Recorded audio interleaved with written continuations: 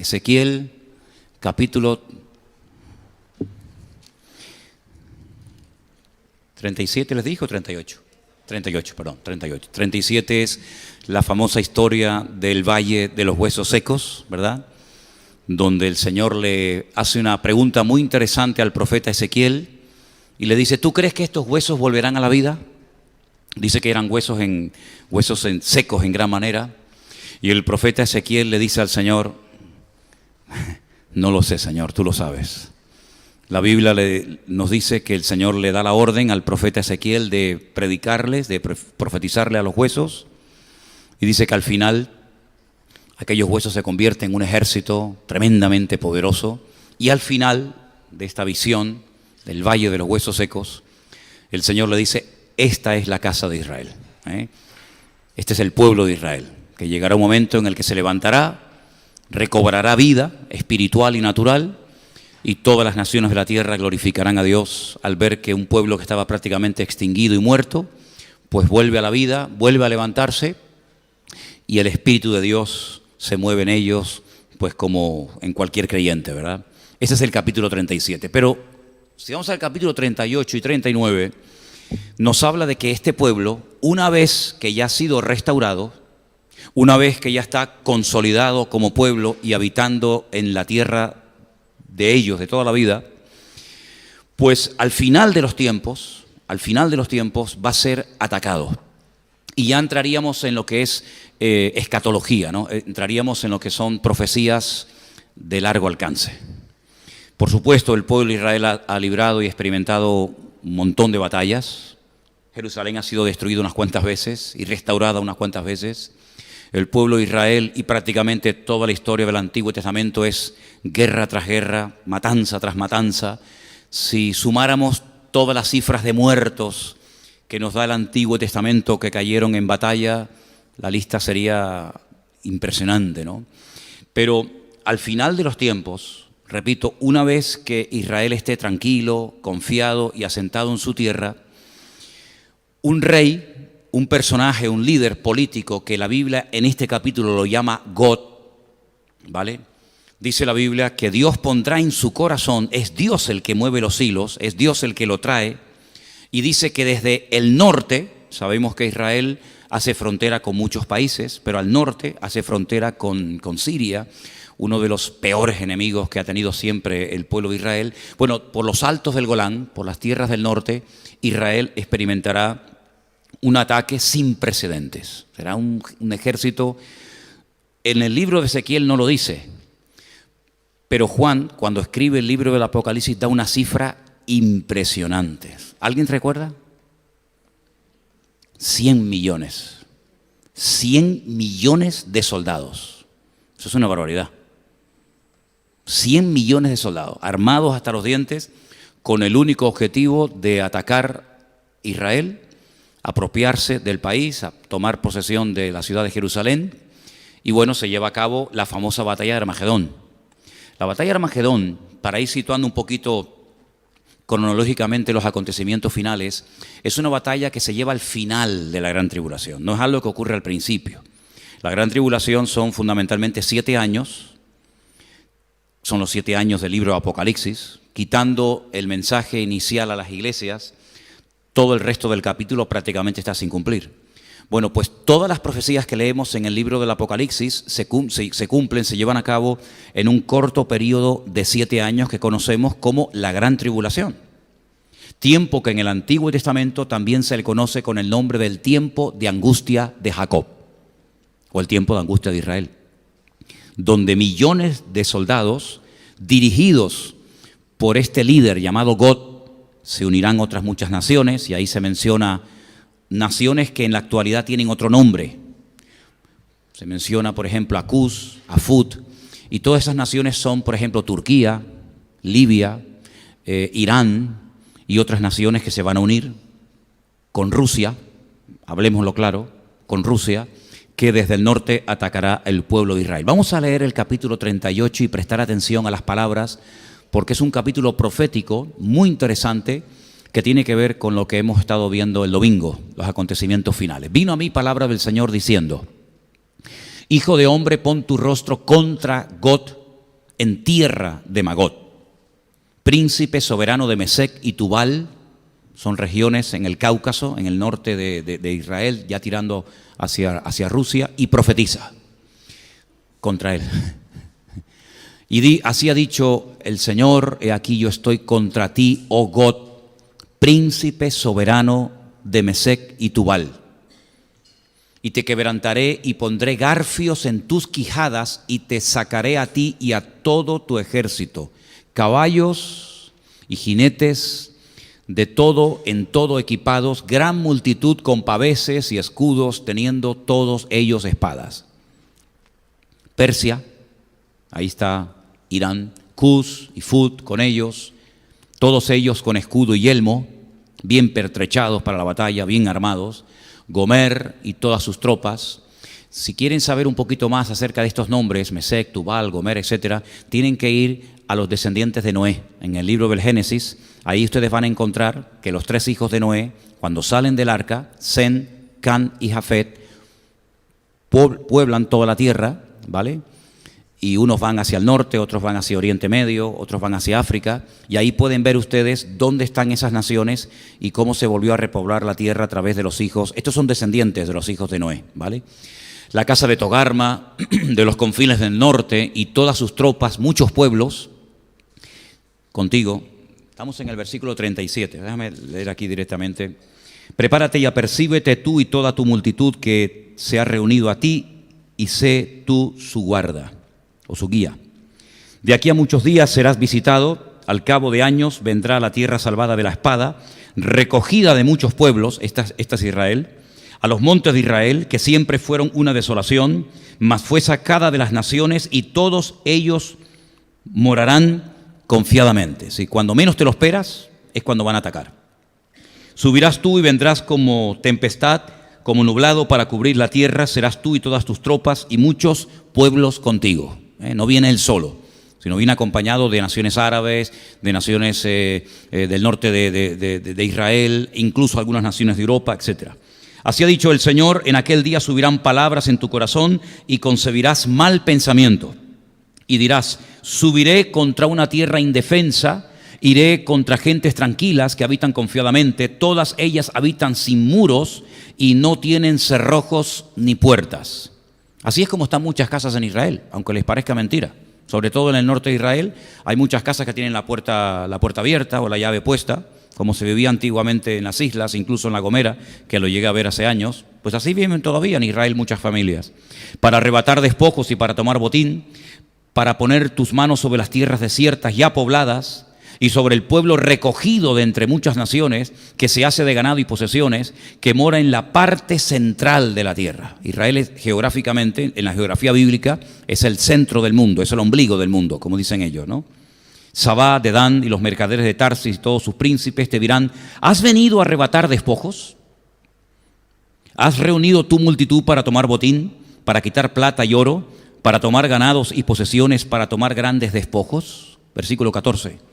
Por tanto, profetiza, hijo de hombre, y di a Gog: así ha dicho el Eterno, el Señor, en aquel tiempo cuando mi pueblo Israel habite con seguridad, ¿no lo sabrás tú? Vendrás de tu lugar, de las regiones del norte, tú y muchos pueblos contigo, todos ellos a caballo, gran multitud, poderoso ejército. Subirás contra mi pueblo Israel, ya ahí más claro agua, ahí ya no hay género de duda. Subirás contra mi pueblo Israel como nublado para cubrir la tierra, será al cabo, al fin de los días, y te traeré sobre mi tierra. ¿Quién lo trae? Lo trae Dios. Dios lo trae, Dios lo mueve. Dios pone en su corazón que ven a atacar el pueblo de Israel. Para que las naciones me conozcan. Ese es el objetivo. Ese es el objetivo. Cuando sea santificado en ti, oh Gog, delante de sus ojos. Porque así ha dicho el Eterno, el Señor: ¿no eres tú aquel de quien hablé yo en tiempos pasados por mis siervos los profetas de Israel, los cuales profetizaron en aquellos tiempos que yo te había de traer sobre ellos? Esto no es nada nuevo, es simplemente volver a recordar lo que ya se había profetizado y escrito. En aquel tiempo, cuando venga Gog contra la tierra de Israel, dijo el Eterno, el Señor, subirá mi ira y mi enojo, porque he hablado en mi celo y en el fuego de mi ira, que en aquel tiempo habrá gran temblor sobre la tierra de Israel.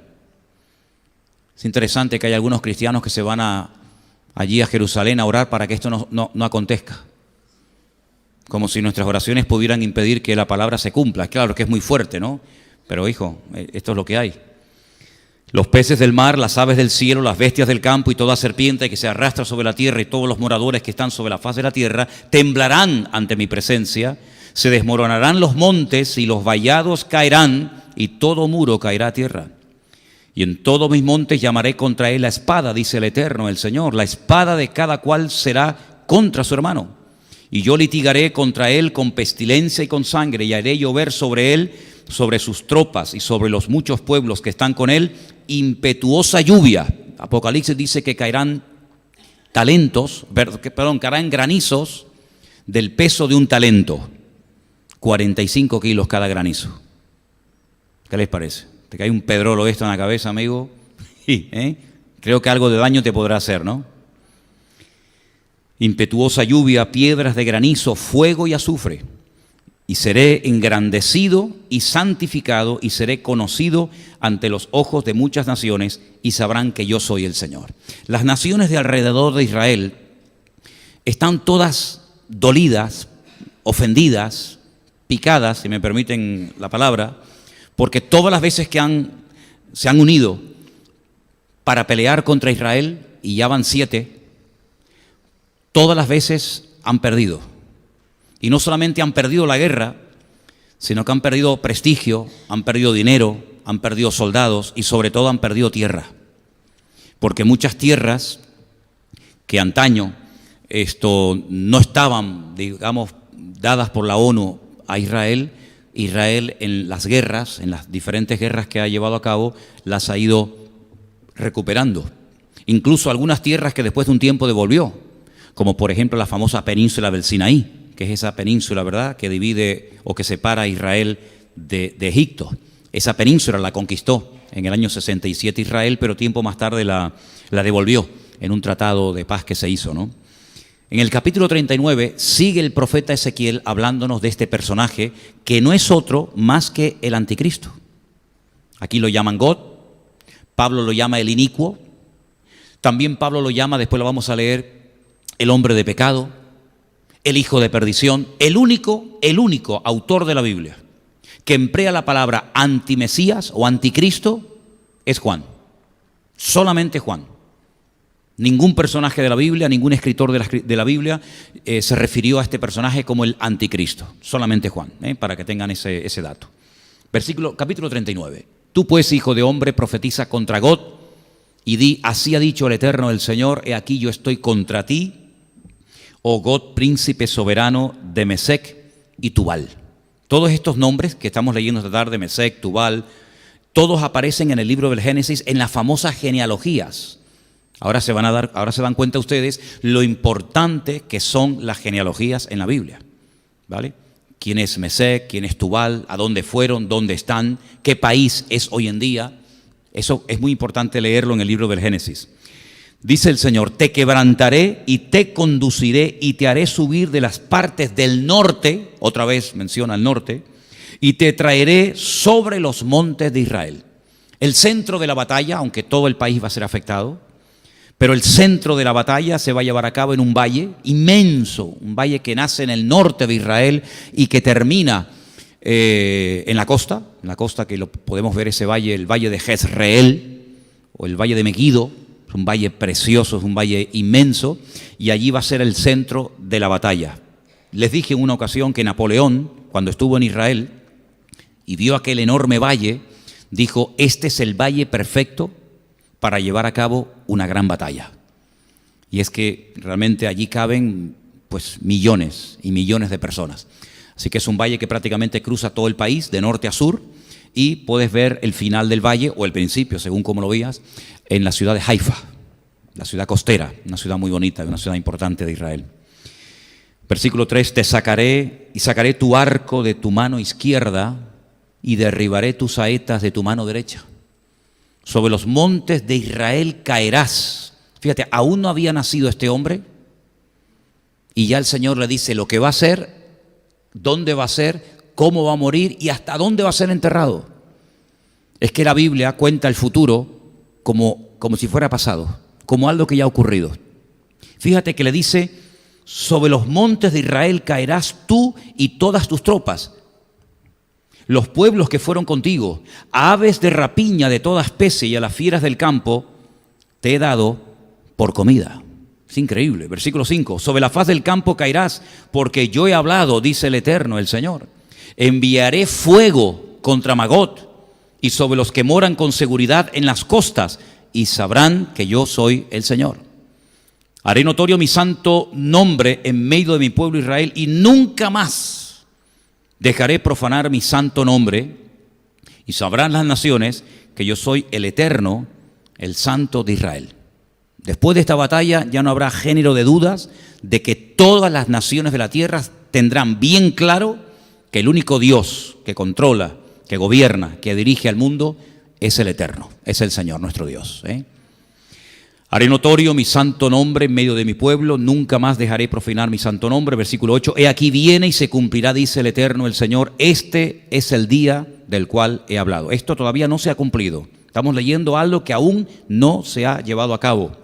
Los moradores de las ciudades de Israel saldrán y encenderán y quemarán armas, escudos, paveses, arcos, saetas, dardos de mano y lanzas, y los quemarán en el fuego por 7 años. Es una barbaridad. 7 años prendiéndole fuego a todo el armamento que Gog y todas las naciones que le van a acompañar llevarán a cabo durante 7 años la destrucción de estas armas. Sí, es algo descomunal, algo que jamás en la historia ha ocurrido, ¿no? 7 años quemando el armamento. No traerán leña del campo ni cortarán de los bosques, sino que quemarán las armas en el fuego y despojarán a sus despojadores y robarán a los que les robaron, dice el Eterno, el Señor. Esto ya pasó. Es muy importante ver cómo a veces en la historia lejana, distante, ya ha ocurrido algo que nos indica cómo puede ser el futuro que estamos leyendo en esta tarde. Por ejemplo, el gran imperio de Egipto, el faraón, el emperador de Egipto, una potencia militar tremenda. Pánico le daba a las naciones ser atacada por Egipto. Era un imperio tremendo, sus pirámides, sus templos, etc. ¿Quién iba a pensar que un puñado de esclavos iban a humillar al faraón, al imperio más poderoso de la tierra?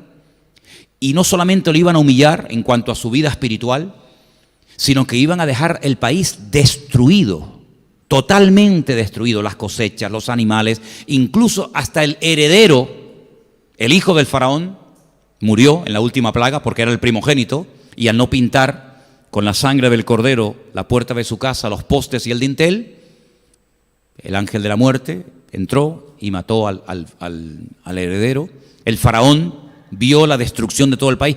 ¿Quién diría que un pueblo de esclavos Dios lo iba a sacar de una forma tan poderosa? Y ojo, la última noche el Señor le dice, vayan por las casas de los egipcios y pídanle que les den oro, plata. Bueno, al fin y al cabo les debían 400 años de sueldo, no le habían dado el finiquito a Israel.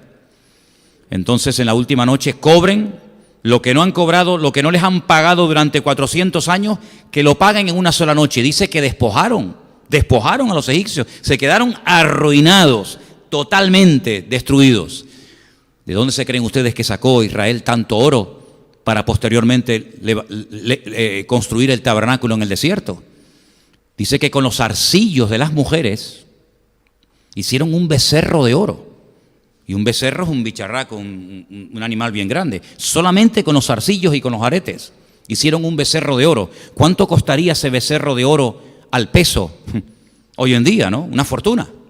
Pues le quitaron todas las posesiones a los egipcios, los dejaron totalmente arruinados, y por eso dice aquí que nuevamente, pues ellos van a despojar a sus despojadores y a los que les robaron también. Verso 11.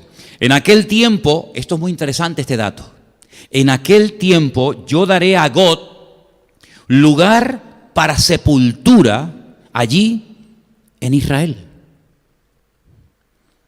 El valle de los que pasan al oriente del mar y obstruirá el paso a los transeúntes, pues allí enterrarán a Gog y a toda su multitud, y lo llamarán el valle de Hamón Gog. Esto es la multitud de Gog.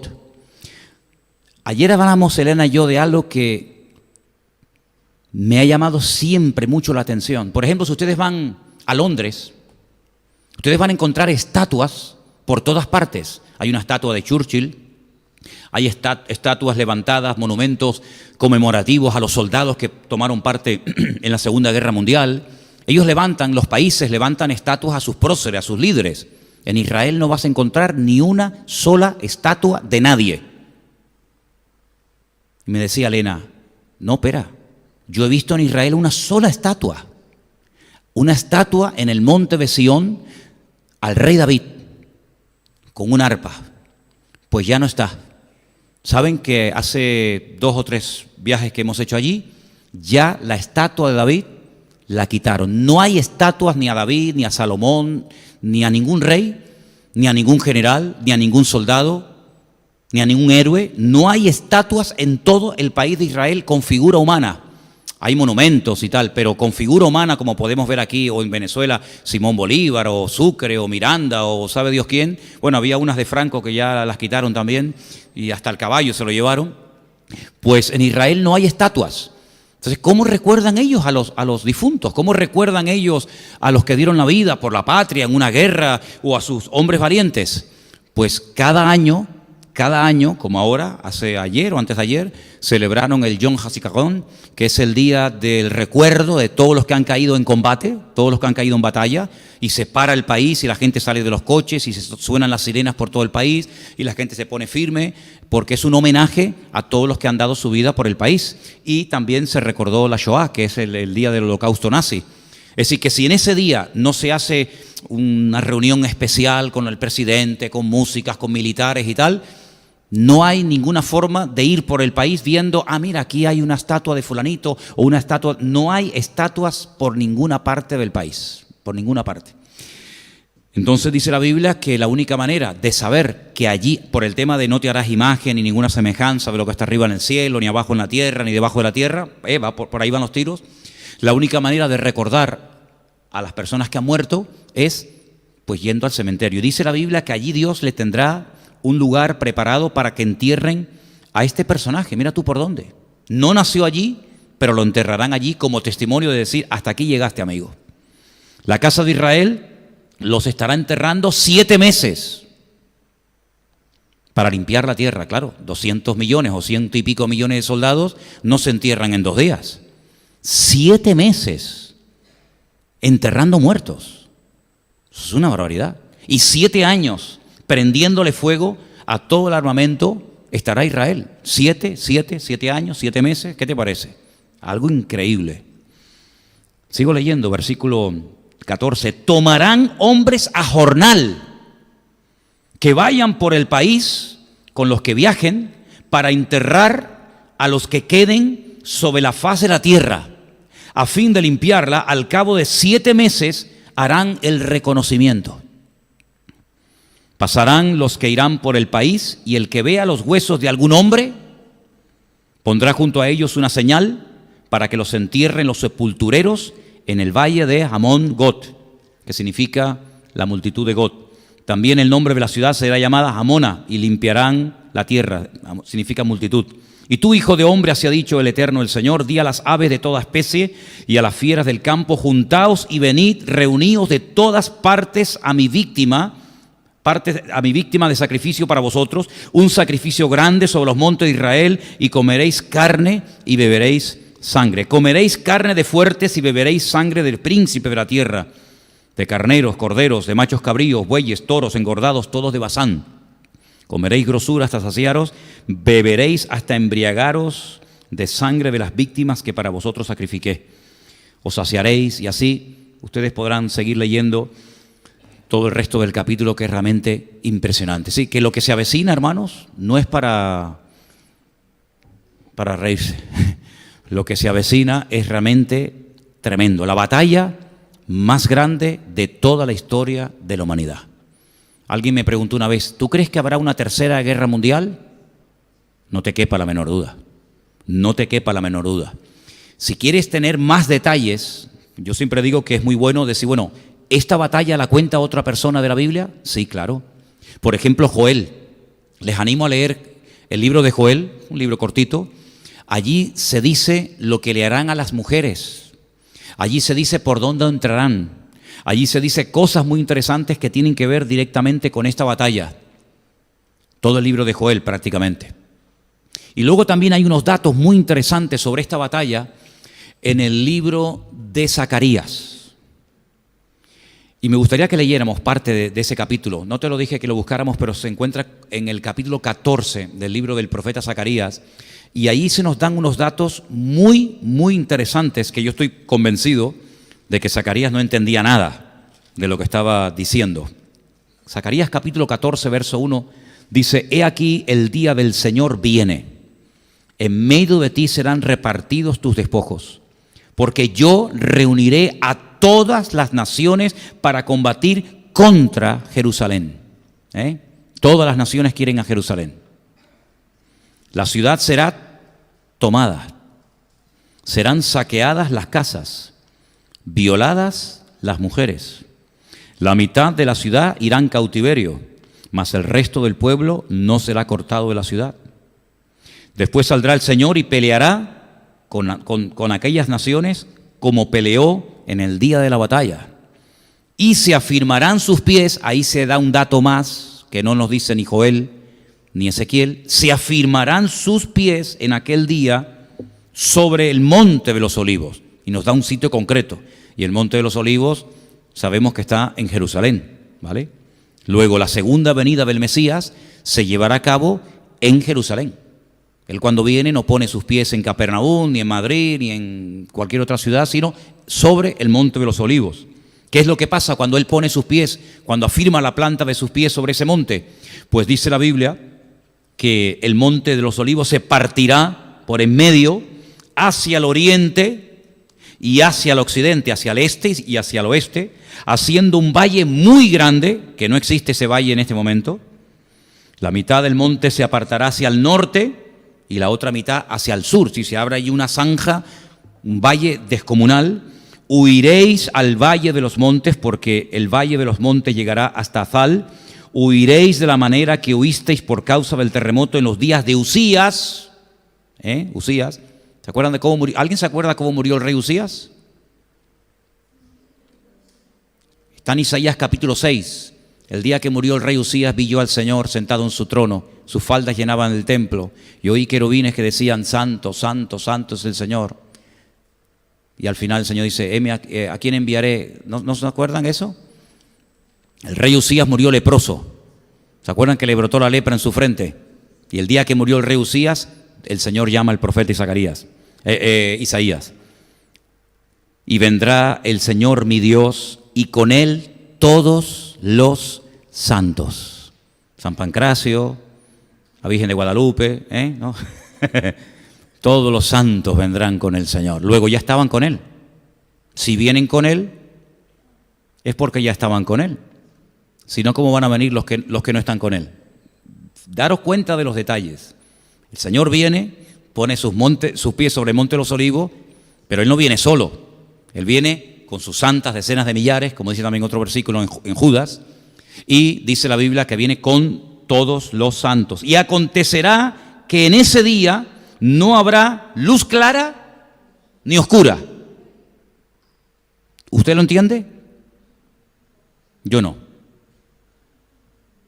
No lo entiendo. Porque si no hay ni luz clara ni luz oscura, será un día el cual es conocido del Señor, que no será ni de día ni de noche.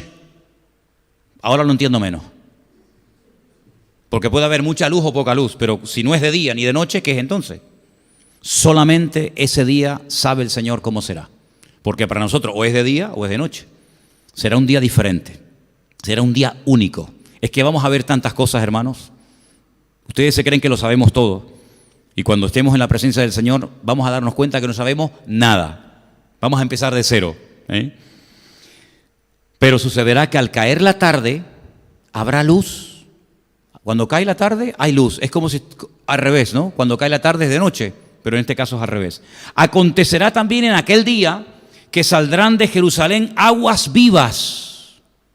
En Jerusalén no hay ríos, pero saldrán aguas vivas. La mitad de ellas hacia el mar oriental y la otra mitad hacia el mar occidental, en verano y en invierno. Sí, Jerusalén va a cambiar completamente, así que si quieren ver Jerusalén como está ahora, aprovechen para ir ahora, porque cuando venga el Señor va a ser completamente diferente. Habrá un valle inmenso, habrán aguas vivas, por lo tanto, vamos a conocerla ahora para compararla después con la que veremos, ¿no? El Señor será rey sobre toda la tierra. ¿Cuántos dicen amén? En aquel día el Señor será uno, y uno su nombre. Adonai Echad, dice la Biblia, ¿no?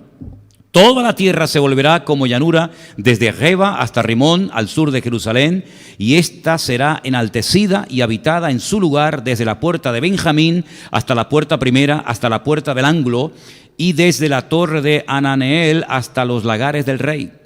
Morarán en ella y no habrá nunca más maldición, sino que Jerusalén será habitada confiadamente. ¿Ve? Aquí ya viene también la restauración, no solamente la destrucción, el ataque, ¿verdad?, por parte del anticristo y sus tropas, sino que ahora Zacarías nos da un rayo de esperanza, nos da un rayo de luz y nos dice que Jerusalén va a ser restaurada, va a volver a ser habitada, el Señor estará allí en Jerusalén. Y ahora da un dato muy interesante, versículo 12. Esta será la plaga con que herirá el Señor a todos los pueblos que pelearon contra Jerusalén. ¿Cuál es esa plaga? Dice en el versículo 12, la carne de ellos se corromperá estando ellos sobre sus pies. Así que no han muerto, están de pie. Pero estando de pie, vivos, la carne se les va a corromper y se consumirán en las cuencas sus ojos y la lengua se les deshará en su boca. Esto es o un ataque nuclear o un ataque bacteriológico. Algo, un arma rara que no la hemos visto, que lógicamente nunca se vio en la Biblia a nadie que muriera así. A nadie se le vio nunca morir así. Pero dice que esta plaga, esta forma de morir, esta forma de aniquilar a millones de seres humanos, será la plaga, el ataque, la condenación, el castigo con la que el Señor va a castigar a todos los pueblos que se atrevieron a atacar la ciudad santa de Jerusalén. Es decir, esto es una referencia directa a armas que son armas modernas, que no existían, lógicamente, en los tiempos del profeta Zacarías, ni mucho menos. Acontecerá en aquel día que habrá entre ellos gran pánico enviado por Dios. Trabará cada uno de la mano de su compañero y levantará su mano contra la mano de su compañero. Se matarán entre ellos. Entre ellos se matarán. Bueno, ya pasó una vez, ¿no? En el Antiguo Testamento ya ha pasado en varias ocasiones que venían a atacar al pueblo de Israel y al final se matan entre ellos, salen corriendo. Israel obtiene una victoria tremenda en aquella batalla. Otra vez volverá. Muertos de miedo, se atacan, se matan los unos a los otros. Judá también peleará en Jerusalén, serán reunidas las riquezas de todas las naciones de alrededor, oro, plata, ropas de vestir en gran abundancia. Así también será la plaga de los caballos, también morirán así, de los mulos, de los camellos, de los asnos, de todas las bestias que estuvieran en aquellos días, en aquellos campamentos. Ahora, otro rayo de esperanza. Todos los que sobrevivieren de las naciones que vinieron contra Jerusalén, es un milagro que sobreviva gente, ¿no? Pero van a sobrevivir muchos, subirán de año en año para adorar al Rey, al Señor de los ejércitos, y a celebrar la fiesta de los tabernáculos. ¿Qué te parece? Otra vez se restaura la fiesta de los tabernáculos, ya estando el Mesías en Jerusalén como Rey soberano de toda la tierra. Tienen que subir todos los años, todos los que se escaparon con vida, todos los que sobrevivieron, tienen que ir todos los años a Jerusalén a adorar al Rey en la fiesta de los tabernáculos, fiesta que se sigue celebrando hasta el día de hoy, es una semana de fiesta y generalmente cae o en septiembre o en octubre, generalmente en octubre, ¿vale? La famosa fiesta de los tabernáculos. Una fiesta que les recuerda la peregrinación por el desierto. Tienen que construir una cabañita, una cosita de madera y estar allí viviendo y comiendo durante una semana. Y es una fiesta que dice la Biblia que se celebrará y tienen que subir las naciones a adorar al rey justamente en esa época. Sigo leyendo. Acontecerá que los de las familias de la tierra que no subieren a Jerusalén, luego la voluntad no les queda anulada, porque habrá algunos que dicen, yo no voy a subir a Jerusalén para adorar al rey, al Señor de los ejércitos, no vendrá sobre ellos lluvia. Interesante, ¿no? ¿No quiere subir? ¿No quieren adorar al rey? Durante un año no va a caer ni una gota de agua en tu tierra, en tu país. Ya me contarás. ¿Qué te parece? Si la familia de Egipto no subiere y no viniere, sobre ellos no habrá lluvia. Vendrá la plaga con que el Señor herirá las naciones que no subieren a celebrar la fiesta de los tabernáculos.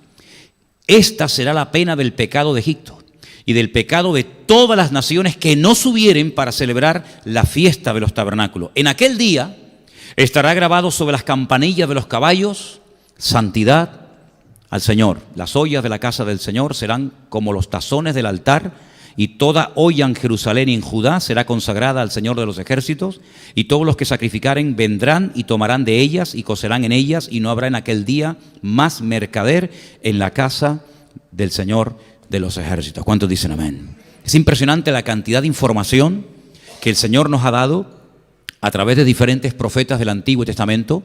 Solamente he mencionado a 3, a Joel, que no le hemos leído, un poquito de Zacarías y un par de capítulos de Ezequiel. La información que tenemos acerca de lo que viene es impresionante. Muchísima gente ignora todo esto. Mucha gente piensa que las cosas van a arreglarse, que todo el mundo se va a portar bien, que los árabes van a ser buenos, que Rusia va a decir, bueno, ¿para qué queremos seguir conquistando? Vamos a quedarnos en nuestra tierra. Pero si dijéramos eso, si enseñáramos eso, el buenismo, ¿no? Que viene una época buena, que no va a pasar nada, pues nos estaríamos engañando. Y estaríamos engañando a la vez a la gente. La Biblia nos habla de que va a haber guerras. Ya lo dijo el Señor, lo leímos el domingo, el capítulo 24 de Mateo, ¿se acuerdan? Y Lucas 21. Guerras, rumores de guerras, reino contra reino, nación contra nación. Algo increíble. Padres contra madres, nueras contra suegras, hijos contra padres, padres contra hijos. Realmente la maldad del ser humano no conoce límites. Y dice la Biblia que cuando estas cosas, no esta batalla en sí, porque esto es al final, pero cuando estas cosas comiencen a suceder, erguid vuestras cabezas porque sabed que vuestra redención está cerca. Y él dice que es como los dolores a la mujer que está de parto. Ahora, va a llegar un momento, y vamos a leerlo ahora, va a llegar un momento en el que la gente se va a confiar, se va a relajar. Va a llegar un momento en el que la gente dirá, por fin estamos tranquilos, por fin parece que todo está quieto, que todo se ha calmado. Pero miren lo que nos dice Pablo, porque Pablo es un hombre que en algunas de las cartas que él escribe, habla mucho acerca de los acontecimientos finales. Quiero llevarles a Primera de Tesalonicenses, por favor. Primera de Tesalonicenses, el capítulo 5, unos versículos nada más. Primera de Tesalonicenses, capítulo 5, verso 1. Acerca de los tiempos y de las ocasiones, no tenéis necesidad, hermanos, de que yo os escriba. Porque vosotros sabéis perfectamente, yo espero que también nosotros sepamos perfectamente, que el día del Señor, eso es un sinónimo, es una referencia a la venida del Señor, a los juicios de los últimos tiempos, vendrá como ladrón en la noche. Que cuando digan, escucha, paz y seguridad, este será el eslogan de la campaña del anticristo. Este será el eslogan de los partidos políticos en los últimos tiempos. Han visto los eslogans de los partidos en estos días, ¿no? El de Ciudadanos, ¿cuál era? Vamos. ¿A dónde? ¿A dónde vamos? El otro decía, la España que queremos. Serás tú, ¿no? Este será el eslogan de los partidos en los últimos tiempos. Paz y seguridad. Por fin, hay paz, hay seguridad. Hay seguridad, luego hay paz. Cuidado, cuidado, cuando empecemos a escuchar mucho de paz y seguridad, porque entonces vendrá sobre ellos destrucción repentina. Así, pum, de repente. Como los dolores a la mujer encinta. Y no escaparán. ¿Cuántos dicen amén?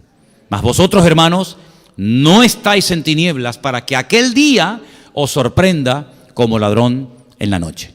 Es decir, toda la información que tenemos es para estar preparados, para que no nos sorprendan las cosas que van a suceder, para que no nos llevemos las manos a la cabeza, para que no nos desanimemos y mucho menos enfriarnos, porque por ahí hay una advertencia, que creo que también la leíamos el domingo, que ante todo este panorama, guerras, rumores de guerras, epidemias, terremotos, etcétera, el amor de muchos se enfriará. Y cuando habla del amor de muchos se enfriará, pues yo creo sinceramente que se está refiriendo al amor de los creyentes, porque no va a hacer referencia al amor de los inconversos, sino que el amor de muchos creyentes, de muchos discípulos de Cristo, se enfriará. Y algunos apostatarán de la fe, y otros se mandarán a mudar, y otros dejarán el camino. Pero el que persevere hasta el fin, ese será salvo, ¿vale? Entonces, dice la Biblia que esto es un principio de dolores.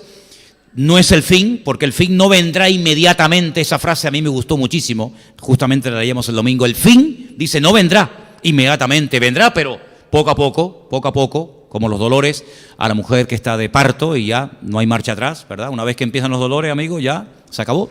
Prepárate que ya viene. Y los dolores anticipan que el niño está a punto de nacer, ¿verdad? Ahora, para nosotros los creyentes, que vivimos en el mismo planeta donde van a ocurrir todo lo que hemos leído, porque no hay otro planeta al que el Señor nos va a llevar mientras aquí pasan cosas tremendas, sino que la Biblia dice que cuando sale el sol, sale para justos e injustos, y cuando llueve se mojan los buenos, los malos, los creyentes y los inconversos. Nosotros tenemos que estar preparados y tenemos que estar a la expectativa, porque estas cosas son la evidencia de que nuestra fe, basada en la palabra de Dios, se está cumpliendo. Lo anormal sería que no ocurra nada. Preocúpate cuando no ocurran cosas. Pero cuando ocurran este tipo de calamidades, de tragedias, de guerras, de rumores de guerras, es la evidencia de que lo que profetizaron los profetas, incluso el mismísimo Señor Jesucristo, se está cumpliendo. Y ahí te vas a dar cuenta de que la Biblia no es un timo. Ahora, la gente hace referencia a las profecías de Nostradamus. ¿Ustedes por casualidad alguna vez han leído algo de Nostradamus?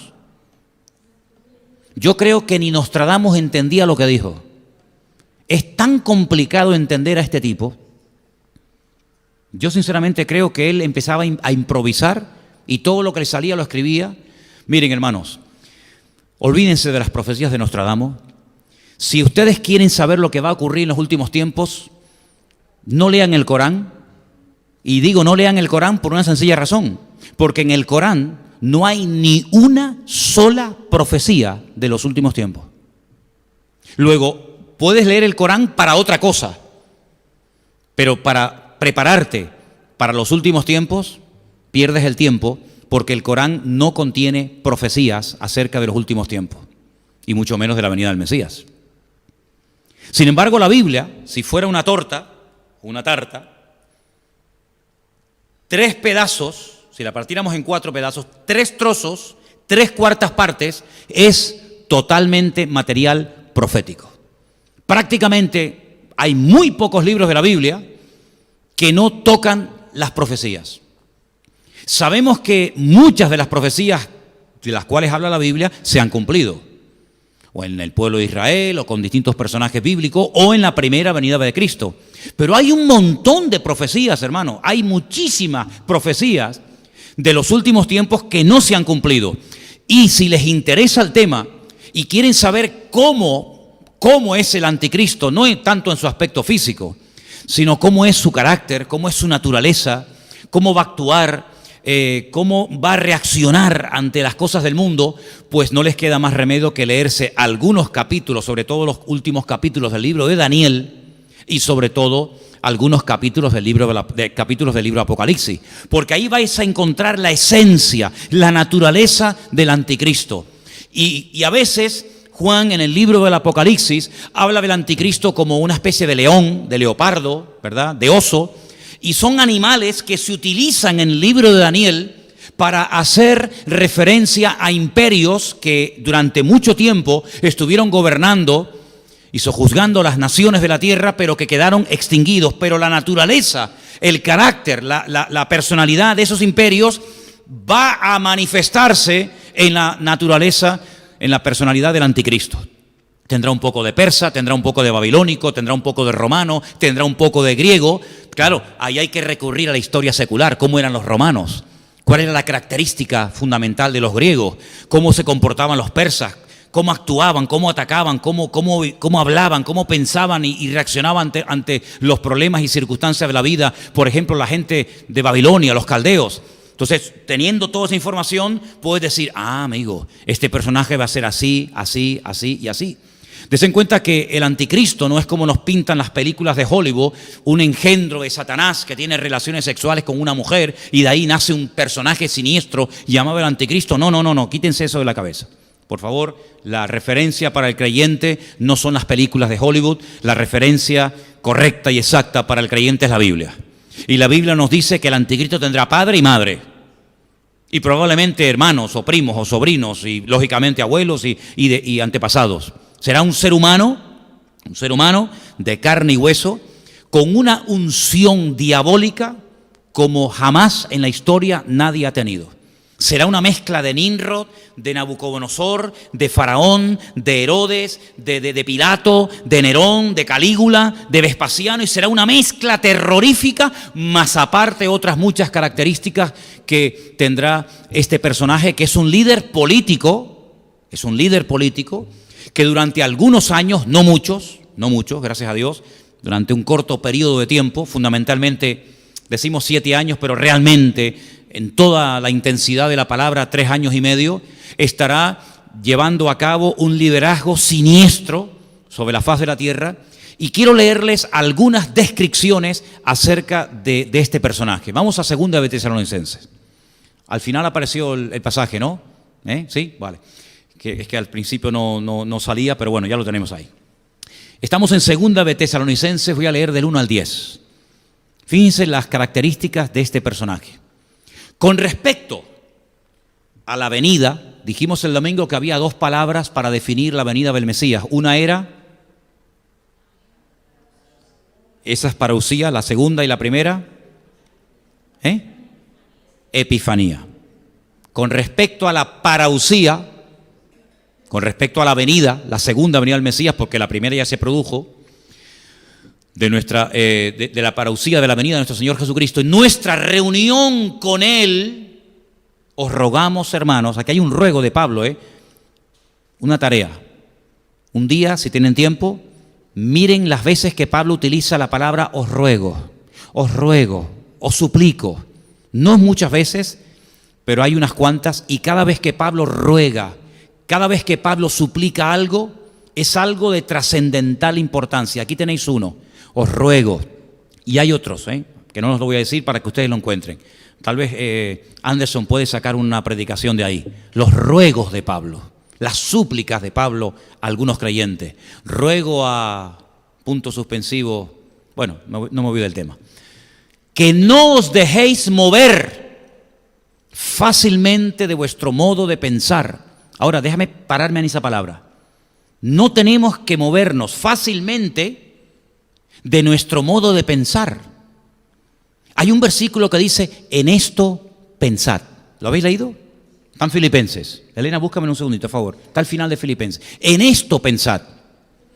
Hay otro versículo acerca del pensamiento que nos dice que tenemos que llegar a tener la mente de Cristo.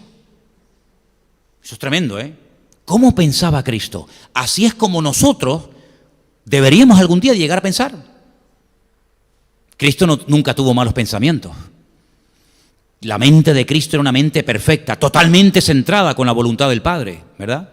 Entonces dice que no nos tenemos que dejar mover fácilmente de nuestro modo de pensar. Y yo pregunto, ¿y por qué el creyente en sus pensamientos estamos hablando ahora, por qué puede tener estabilidad?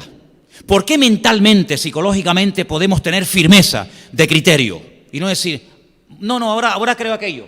No, ahora creo lo otro.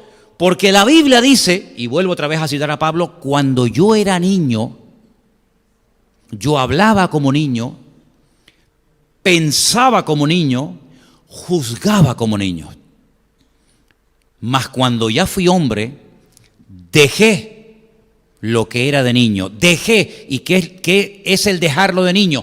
Pues, repito, cuando yo era niño, hablaba, el vocabulario, pensaba, pensamientos, y juzgaba, mi forma de actuar, como niño.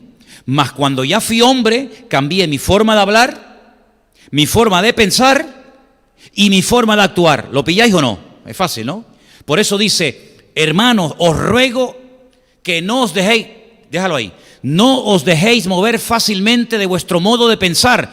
Y vuelvo a hacer la pregunta, ¿y cómo podemos tener un criterio fijo?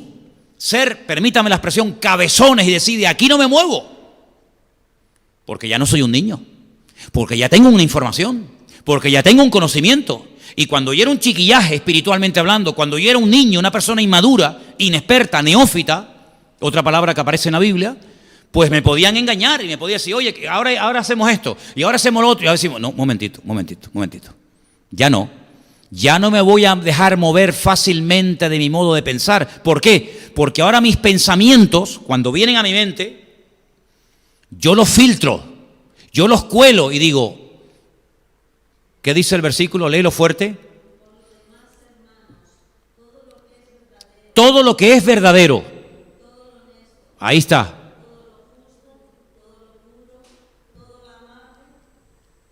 Todo lo que es de buen nombre. En esto pensar. Es decir, déjame ese versículo ahí. El único pensamiento, los únicos pensamientos que tienen que tener cabida en tu mente son los que tengan las siguientes características. ¿Esto que estoy pensando es verdad? Dice, todo lo que es verdadero. ¿Esto es verdad? No lo sé. Bueno, mijo, aquí tienes. ¿Esto es verdad? Es que yo no valgo para nada. Eso es un pensamiento falso, diabólico. ¿Por qué? Porque la Biblia no dice eso. Es que ya el Señor no está conmigo ni me ayuda. Eso es mentira. Porque el Señor dice, estaré contigo todos los días hasta el fin del mundo. Si Él dice, estoy contigo, ¿quién eres tú para decir que Él no está contigo? ¿Le estás diciendo a Él mentiroso? ¿Le estás llamando mentiroso? No, entonces no lo piense. Si no es verdadero, fuera. Este pensamiento no entra. Aquí en Canarias no hay peajes, por eso a lo mejor es un ejemplo que no se entiende mucho, pero cuando vas por la península hay autopistas de peaje, que para circular por ellas tienes que pagar, hay una barrera, y tienes que pagar, y si no pagas, dices, no, lo siento mucho, tienes que ir por la otra carretera, por esta no, esta es de peaje. Bueno, pues hazle pagar un peaje a los pensamientos, que cuando vayan a tu mente te diga, déjame entrar, un momento, esto no es verdad, esto no es honesto. Esto no es honesto pensar esto no es correcto, esto no es justo, esto no es injusticia, esto es una barbaridad lo que estoy pensando. Esto no es puro, si no es santo, esto es una cochinada, perdonen la palabra, esto es una inmundicia, esto es lascivia pura, esto no es amable, esto no es de buen nombre, esto no hay ninguna virtud, no hay nada positivo en ello, esto no es digno de alabanza, y oye, qué bueno, sino esto es todo lo contrario. Pues entonces ahí nos dice cómo limpiar la mente. ¿Cómo limpiar la mente? Pero yo creo, y me atrevo a decir, que esto no solamente es para que no entren malos pensamientos en nuestra vida, sino esto es para decir, oye, y esto que ya está dentro, lo voy a echar fuera. Porque a lo mejor no lo filtré adecuadamente y se me metió dentro, y ahora lo que voy a hacer es una limpieza de malos pensamientos, y a partir de ahora voy a tener sumo cuidado con lo que voy a pensar. Volvemos a Tesalonicenses, por eso Pablo dice, no os dejéis mover fácilmente de vuestro modo de pensar. Pero para no dejarme mover fácilmente de mi modo de pensar, tengo que ser maduro. Porque el niño fluctuante, el maduro tiene criterio propio y dice, no, eso no puede ser, eso no es verdad, eso no es justo, eso no es verdadero. ¿Me explico? Ni de vuestro modo de pensar, ni os conturbéis, y no te pongas nervioso. No te conturbe, no te perturbes. Mira, hay un versículo en Jeremías, en Gálatas que me está abriendo ahora la cabeza. Cuando Pablo se entera, cuando él se va de la iglesia en Galacia y se entera de que han llegado algunos de Jerusalén enseñando cosas de judaísmo y de tradiciones humanas y pervierten a los creyentes, él les escribe una carta y dice: hermanos, ¿quién os ha predicado un evangelio diferente? ¿Quién? Dice, no es que haya otro evangelio diferente, sino que hay algunos que os pervierten. Y busqué esa palabra y hace referencia a cuando hay aguas que están quietas y abajo hay como lodo, como tierra, y de repente viene alguien y mueve todo y se queda todo ese agua sucia. Es como cuando coges una pecera, ¿no?, y la mueves, ese agua tan limpita que había, donde veías todos los pececitos y tal, pues por el movimiento se queda todo sucio hasta que va cayendo todo al fondo y ya vuelve otra vez toda la normalidad y se ve bonito, ¿no? Pablo dice, alguien nos está moviendo, alguien nos está sacudiendo, que está pervirtiendo. Es como cuando el vino está bien tranquilo y de repente mueves el fondo y todo el pozo sale arriba. Dice, cuidado, que nadie te sacuda, que nadie te ponga nervioso, ni por espíritu, cuidado a los que vienen a través del espíritu, ni por carta, ni por palabra, ni por carta, como si fuera nuestra, en el sentido de que el día del Señor está cerca. Ahora, esta carta se escribió antes del año 70 después de Cristo. Si Pablo dice antes del año 70 de la era cristiana que el día del Señor está cerca, hoy estamos en el año 2019 después de Cristo. Hoy estamos más cerca de ese día que cuando Pablo escribió esta carta a nuestros hermanos en Tesalónica, ¿sí o no? ¿Te das cuenta? Si esta gente en aquel tiempo, en el siglo I, vivía con la expectativa de que el día del Señor está cerca, el Señor viene pronto, el Señor viene pronto, ¿cuánto más tú y yo tenemos que vivir mentalizados de que el Señor, claro que viene pronto? No te quepa la menor duda. Queda cada vez menos tiempo para que se cumplan todas las cosas que estamos leyendo en esta noche. Nadie os engañe, en ninguna manera, porque también dice en Mateo 24 que nadie os engañe, porque vendrán muchos falsos cristos, y no se refiere a personas que se hacen pasar por Cristo, falsos ungidos. Recuerda que la palabra Cristo es la palabra hebrea Mashiach, que no es un nombre propio, es un título, es una característica. Vendrán falsos ungidos. ¿Y a dónde van los falsos ungidos? ¿Al estadio? ¿A dónde van los falsos ungidos? ¿Al supermercado? ¿A dónde van los falsos ungidos a compartir su falsa doctrina? ¿A dónde van? ¿A las iglesias? Los falsos ungidos no van por las calles. Los falsos ungidos entran dentro de las congregaciones para perturbar a los creyentes. Y Pablo dice, el Señor Jesucristo dice, vendrán falsos ungidos vestidos con pieles de oveja, aunque son lobos. Dice, pero no vendrá, nadie os engañe en ninguna manera, porque no vendrá sin que antes venga la apostasía, se manifieste, se dé a conocer el hombre de pecado. Ese es God. Este que está ahí, ese es God, ese es el anticristo. Daniel lo llama el cuerno pequeño, porque es un cuerno pequeñito que en una visión que él tiene de una bestia con 10 cuernos, de repente ve uno pequeñito que se levanta en medio de los 10 y empieza a hablar blasfemias, se levanta y hace guerra contra los creyentes. Y dice que vence de los 10 a 3, se quedan 7 al final, y por eso él lo llama el cuerno pequeño, pero es el mismo, el hombre de pecado, el hijo de perdición, el cual, este tipo, se opone. Eso es un anticristo, alguien que se opone, alguien que desplaza, que anula a Cristo, se opone y se levanta contra todo lo que se llama Dios o es objeto de culto. Él hace la guerra a todo el mundo, tanto que se sienta en el templo de Dios como Dios, haciéndose pasar por Dios. Ha habido diferentes opiniones a lo largo de la historia sobre la interpretación de ese versículo. ¿Qué significa, qué quiere decir Pablo cuando dice que este inicuo, este hijo de perdición, se sienta en el templo de Dios como si fuera Dios, haciéndose pasar por Dios? Algunos dicen, bueno, el templo de Dios somos nosotros. Pablo dice, no quiero que ignoréis que vosotros sois el templo del Espíritu Santo de Dios, el cual mora en vosotros. Pero eso es una mala interpretación. Porque ¿cuál es el lugar en el que se puede sentar el anticristo en el cuerpo de Cristo, en la iglesia? ¿Cuál? Algunos dicen el Vaticano. El Vaticano no existía en aquellos tiempos, ¿no? Tanto que se sienta en el templo de Dios, haciéndose pasar por Dios. Tenemos que buscar información paralela, porque con esto no nos queda clara la explicación. Entonces tenemos que recordar otra vez Mateo capítulo 24, cuando el Señor Jesucristo dice, el que lee, entienda. Como diciendo, ojo al dato, que lo que te voy a decir es una información muy importante. El que lee, entienda. Cuando veáis la abominación desoladora, de la cual habló el profeta Daniel, y ahí da la explicación. Abominación desoladora. Eso es una frase que la cuentas en la calle, la dices en el mundo, y la gente no te entiende nada, porque es un lenguaje puramente eclesiástico, puramente bíblico. Abominación desoladora. Quitando una reunión de este tipo, esta expresión ni la usamos en nuestro diario hablar, en nuestras conversaciones con nadie. Es una expresión técnica, es un vocablo técnico. Significa, para que nos entendamos todos, la profanación del lugar santísimo. ¿A qué lo entiendes ahora? Abominación desoladora significa la profanación del lugar santísimo. ¿Y eso dónde estaba?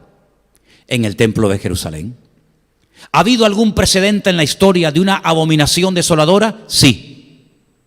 Sí. Cuando Alejandro Magno murió, que fue el tercer imperio, primero eran los babilónicos, después eran los medos persas, el tercero fue Grecia y el cuarto fue Roma. Cuando murió Alejandro Magno, el imperio griego, como no dejó descendencia, todo su vasto territorio, que era inmenso, inmenso, lo dividieron entre 4 generales. Ahí pueden entender por qué cuando Daniel ve al imperio griego en aquella visión de las bestias, él ve que el imperio griego es representado por un leopardo con 4 cabezas. Y esas 4 cabezas son los 4 generales que se dividieron su territorio, que si no me equivoco eran Ptolomeo, Casandro, Seleuco y Silimaco. Nombres raros, ¿verdad? Esos 4 generales se repartieron todo el territorio del imperio de Alejandro Magno, el de los griegos.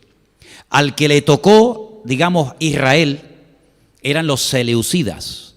Y la historia de los seleucidas, ustedes la pueden encontrar en la versión de la Biblia Nácar Colunga, en el libro de Primera y Segunda de Macabeos, donde ustedes van a leer la historia de uno de esos descendientes de aquellos 4 generales de Alejandro Magno, llamado Antíoco Epifanes. Uno de los hombres más perversos que ha habido en la historia de la humanidad. Un hombre que se atrevió a matar un cerdo y derramar su sangre en el lugar santísimo, y levantaron una estatua, si no me equivoco, del dios Júpiter, creo que era Júpiter, si no me equivoco. Y convirtieron el templo de Jerusalén en un gimnasio, en un lugar para culto al cuerpo, en vez de para culto a Dios, pero para culto al cuerpo, porque ellos eran fanáticos de darle culto al cuerpo. Así que ya hay un precedente en la historia de cómo se profanó, de cómo se produjo una abominación desoladora. Pero un momento, eso pasó antes de Cristo, ¿sí o no? Eso pasó en la época de los griegos. ¿Cómo el Señor Jesucristo en Mateo 24 dice a los discípulos? Escúchenme una cosa, a los discípulos y a los descendientes de sus discípulos: cuando veáis la abominación desoladora de la cual habló el profeta Daniel, pero si ya se produjo, ¿cómo la vamos a ver otra vez? ¿Me explico o no me explico? Luego está haciendo referencia a otra abominación desoladora del mismo lugar santísimo que ya fue profanado en la época de los griegos, pero que volverá a ser profanada. Los romanos no profanaron el lugar santísimo.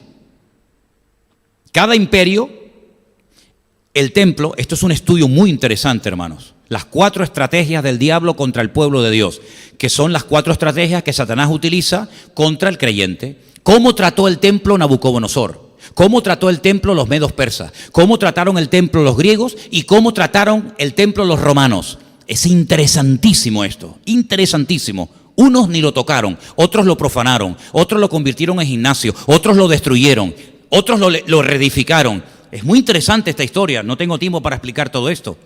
Pero cuando el Señor Jesucristo dice, cuando veáis la abominación desoladora, lógicamente no está haciendo referencia a algo que ocurrió en la época del Imperio griego, sino a algo que ocurrirá en el futuro.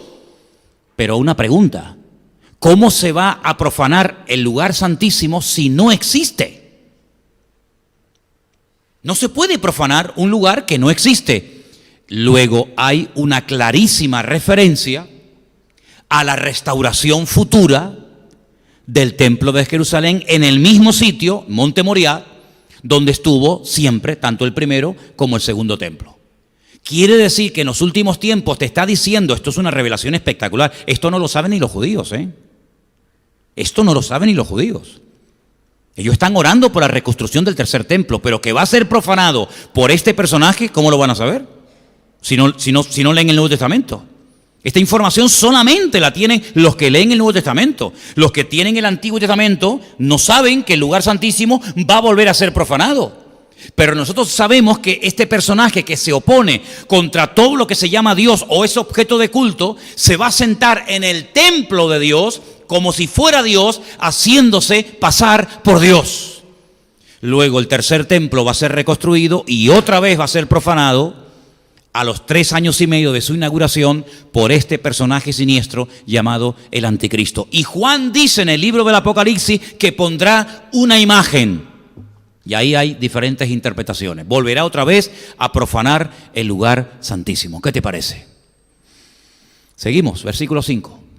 ¿No os acordáis que cuando yo estaba todavía con vosotros, os decía esto? Fíjate qué nivel de enseñanza, Vosotros sabéis lo que lo detiene, a fin de que a su debido tiempo se manifieste.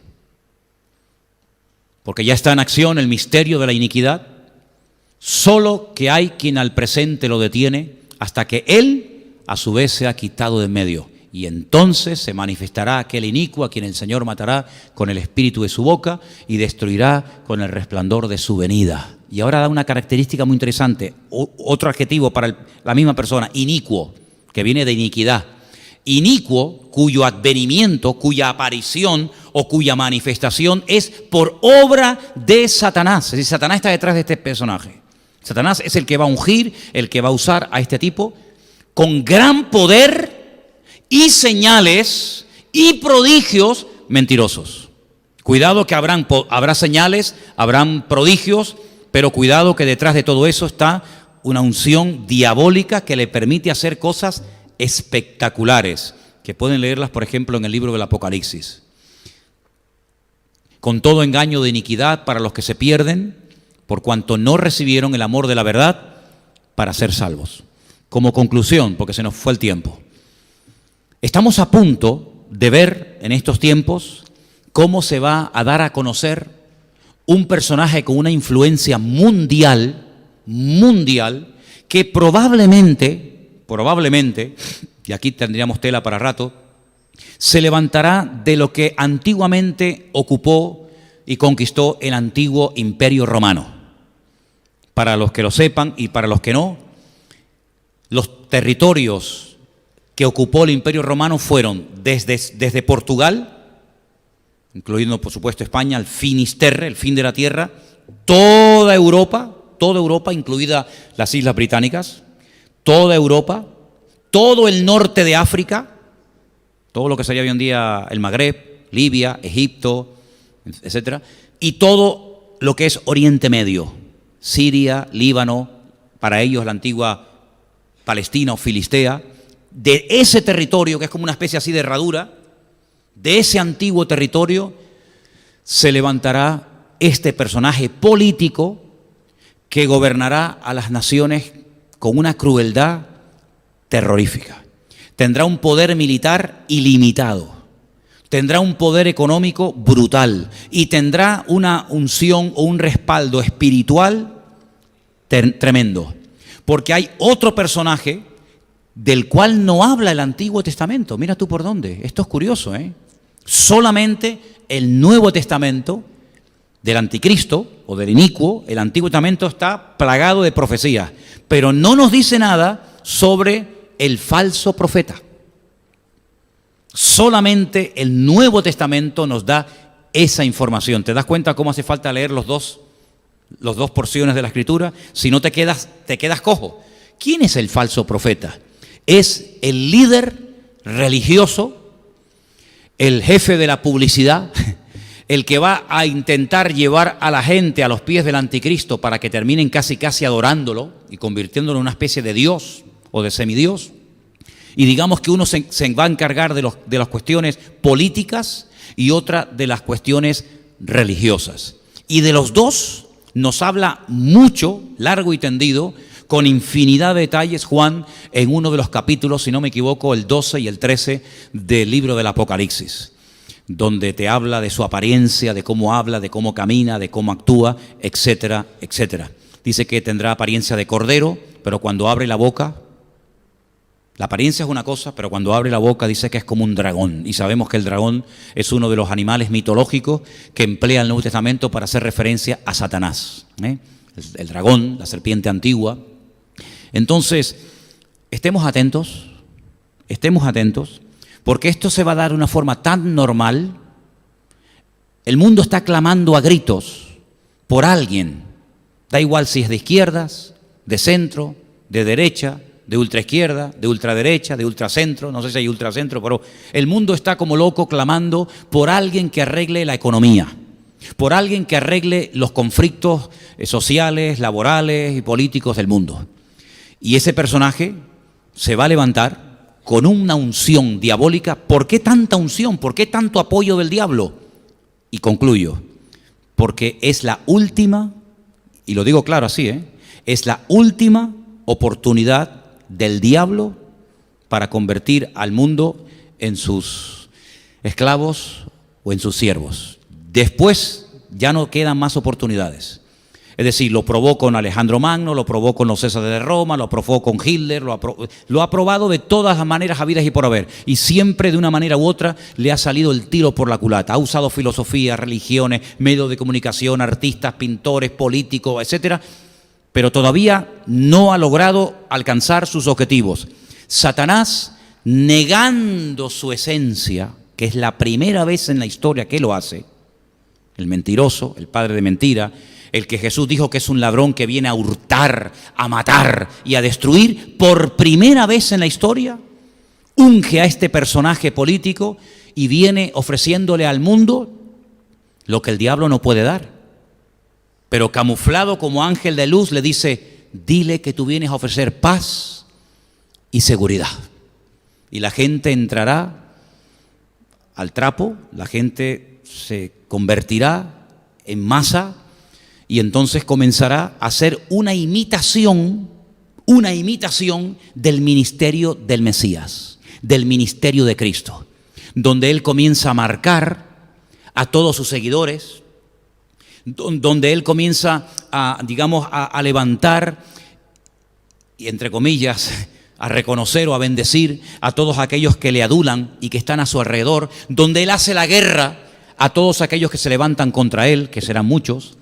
Entonces, estos tiempos van a ser tiempos muy interesantes porque todavía, y lo digo así con la boca abierta, todavía el anticristo no se ha manifestado. Por eso yo digo siempre, todavía no puede venir el Señor. Aunque algunos se escandalizan cuando oyen esto, ¿no? Porque hasta que no se manifieste el anticristo, no puede venir el Señor. Lo hemos leído en 2 Tesalonicenses capítulo 2, ¿verdad? Entonces, cuando se manifieste este personaje, cuidado, porque en cualquier momento se rompe la jugada, se rompe la partida. Por eso, hermanos, estemos velando, estemos orando, tenemos una gran ventaja, las redes sociales, el internet, los medios de comunicación, los que tenemos canales internacionales en casa que ponen las noticias de Rusia o las noticias de Oriente Medio o de Arabia o de cualquier país y te enteras de cosas que en los telediarios de cada día, la 3 y la 5 y la 1, nunca salen. Entonces estemos al día. Si alguien se entera de cosas que tienen que ver con cumplimientos de palabra profética, dilo.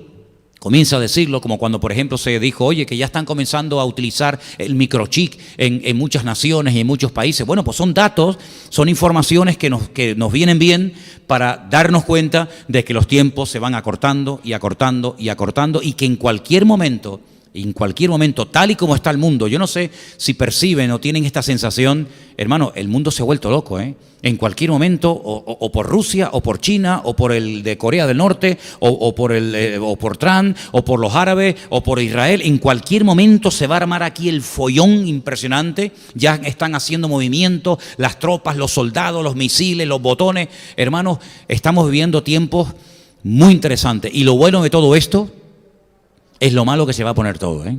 Esto es lo bueno, ¿eh? Lo bueno de esto, hermano, es que esto se va a poner como una olla a presión. Pero el que persevere hasta el fin, ese será salvo. Así que vamos a cubrirnos las espaldas los unos a los otros. Amén, hermanos. ¿Habrá aquí algunos que perseveren hasta el fin? ¿Habrá alguno aquí que se enfriará por el camino y abandonará? Espero que no. Cierra tus ojos, vamos a orar al Señor. Padre Celestial, muchas gracias por tu palabra. Palabra poderosa, palabra viva, palabra eficaz, que nos proporciona muchísima información para que no andemos en las tinieblas ni en la ignorancia, sino para que estemos velando y orando, sabiendo que las profecías se están cumpliendo y que tu venida se acerca, Señor. Guarda a tu pueblo Israel, guarda a tus hijos sobre toda la faz de la tierra, que tu iglesia esté avivada, que el fuego no se apague en los corazones, que nadie se desanime, que nadie tire la toalla, que seamos fieles, perseverantes hasta el fin. Y Señor, que aprovechemos también el tiempo para decirle al mundo que se preparen, porque Cristo viene pronto. A ti la gloria y la honra, Señor, en el nombre bendito de Jesús. Amén y amén. Nos ponemos de pie, queridos hermanos. Vamos a prepararnos para levantar ya la ofrenda. Voy a pedirle a Adrián y a Dai.